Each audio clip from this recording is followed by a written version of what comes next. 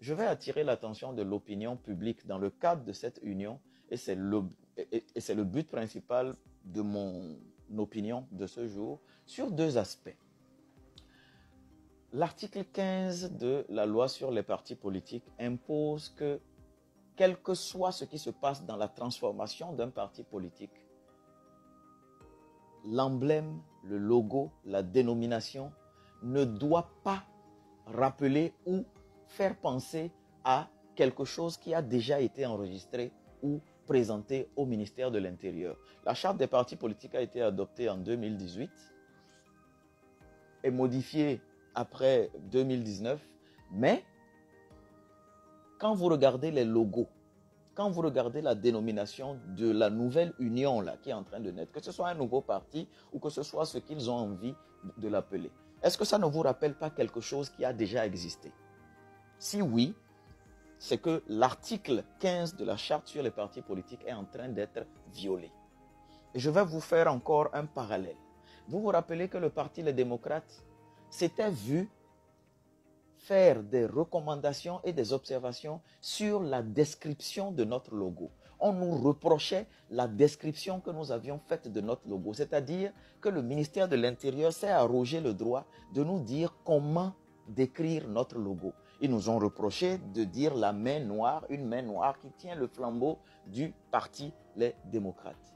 Aujourd'hui, nous voyons que le logo qui a été adopté rappelle quelque chose qui a déjà existé. Est-ce que nous sommes face à un détournement de la loi, à une alliance, bien qu'interdite par le code électoral, à une alliance de partis politiques qui ne dit pas son nom, mais qui a le bénéfice en fait du sceau que lui donnera le ministère de l'Intérieur? Je pose la question de manière publique pour que chacun s'interroge sur le respect par ces deux partis-là, de la charte des partis politiques et de l'esprit de ces lois dites du système partisan et du code électoral. Je vais vous interpeller aussi sur un autre aspect qui est un peu plus vicieux, mais que personne n'a vu. C'est la loi sur le financement des partis politiques. On constate que des chèques ont été distribués aux partis qui rentrent dans le cadre du financement public des partis politiques avant le projet d'union entre ces deux partis politiques. Un des partis qui va convoler en juste noces a reçu un chèque assez récemment. Alors la question que je me pose, puisque l'autre parti qui n'en avait pas le droit, est-ce que le timing du paiement de ces chèques a été précipité de manière à ce que le parti qui va convoler en juste noces bénéficie de ce financement public-là avant justement de convoler en juste noces? Parce que si l'union avait été faite avant que les chèques ne soient délivrés, le parti qui naîtrait ou l'union qui naîtrait de ce regroupement n'aurait pas droit justement à ce financement public des partis politiques. C'est pour moi encore une suspicion assez forte d'un détournement de la loi sur le financement des partis politiques, sur le financement public des partis politiques, pour donner en fait le bénéfice d'un financement à un parti qui n'en avait pas droit normalement. Face à cela, tout citoyen béninois, soucieux d'égalité et d'équité, devrait porter cette union-là devant n'importe quel tribunal pour en constater l'illégalité et la violation non seulement de l'article 15 de la loi sur les partis politiques, mais aussi de la loi sur le financement public des partis politiques. Je sais et j'entends déjà de là des Béninois, des citoyens de tous ordres qui vont dire « Ah non, ça c'est un problème entre politiques, ça c'est un problème entre les partis politiques, c'est à l'opposition de se prononcer là-dessus. » Mais non, ce serait faire preuve d'ignorance totale et ce serait faire preuve en fait d'un aveuglement total parce que chaque centime de chaque Béninois, c'est l'argent public qui finance les partis politiques. Ce n'est pas que l'argent des opposants politiques. C'est l'argent que chaque Béninois contribue à l'économie nationale. C'est cet argent-là qui est pris et qui est distribué. Comme par hasard, il n'y a pas eu besoin de tourner pour expliquer la vie chère avant de distribuer ces chèques-là à ces partis politiques. Il n'y a pas eu besoin d'aller faire une tournée de sensibilisation pour expliquer la vie chère avant de distribuer comme cela des chèques aux partis politiques qui, soi-disant, le méritent. Donc, pour moi, tout Béninois devrait, sans attendre les politiques, déférer cette union-là à n'importe quel tribunal en République du Bénin pour en constater l'illégalité au regard des 2 lois que je viens de citer. Je vous remercie, c'était Nouroudine Saka Saleh et c'était ma petite touche à apporter à ce que nous voyons aujourd'hui comme comportement qui frise le 2 poids 2 mesures en République du Bénin. Quand j'ai entendu parler de cette fusion, il y a une image qui m'est passée par la tête. L'image qui m'est passée par la tête quand j'ai entendu parler de cette fusion, c'est comparable au mariage de 2 personnes drépanocytaires. Je ne voudrais pas stigmatiser les malades de la drépanocytose, mais la fusion IP-PAD, c'est comme si c'est 2 personnes drépanocytaires qui doivent se marier. Est-ce que ça n'est pas trop dit voilà. Non, vous savez, c'est pas recommandé. On a des personnalités à la tête du parti, Joseph Diogbenou, on a Maître Adrien Ogbedi. Bon, lui est dans une politique d'extension, voilà, de son influence dans la région au même plateau. Donc le partenaire idéal, c'était le PRD. Oui, je disais tout à l'heure que, vous savez, le mariage entre 2 drépanocytaires n'est pas souhaité parce que c'est soit 2 SS ou 2 SC. Ça conduit à ce que vous savez. Donc, c'est pas recommandable. Regardez un peu, Maître Diogbenou aujourd'hui ne rassure que le président Patrice Talon. Maître Diogbenou ne rassure pas le peuple béninois. Quand vous regardez l'évolution depuis 2016 de Maître Diogbenou, il y a des questions à se poser. Et pour ça, je trouve franchement que ça désole.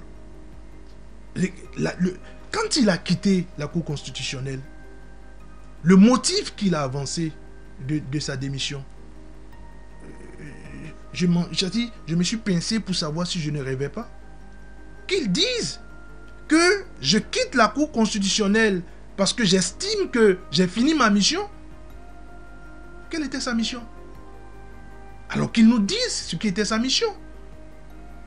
Moi, je n'ai pas compris. Parce que sa mission, c'était quoi? C'était d'écarter l'opposition en 2019.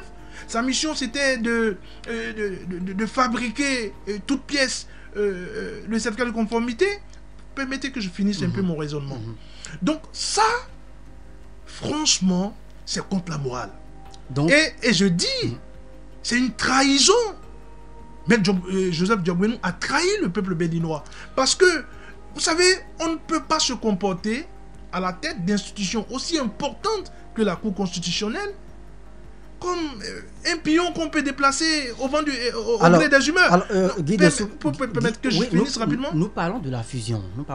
Oui, non, je parle d'abord des individus avant d'en arriver à la fusion. Là, nous parlons des institutions, des partis politiques en réalité. Vous savez, la fusion... Est-ce qu'avec le jeu qui s'annonce là, est-ce que vous ne pensez pas que ce jeu-là va avoir des incidences sur la compétition électorale de 2023, puisque vous annoncez déjà candidat? La fusion n'a pas été envisagée au moment où le président Bruno Amoussou était à la tête de l'Union progressiste. La fusion a été envisagée au moment où Maître Diogbenou a été comme un pion déplacé de la Cour constitutionnelle pour faire un coup de force au niveau de l'Union progressiste, balayer les vieillards et prendre... il a pris fonction au niveau de l'Union progressiste. C'est un coup de force. Et ce coup de force est une trahison. Parce que la mission au niveau de la Cour constitutionnelle est une mission sacrée. C'est pour cela qu'on les appelle les sages. Et puis si vous voulez faire même un rapprochement avec un match de football, dans quel pays on a vu un arbitre fini de siffler un match, enlever son habit d'arbitre et devenir joueur en même temps?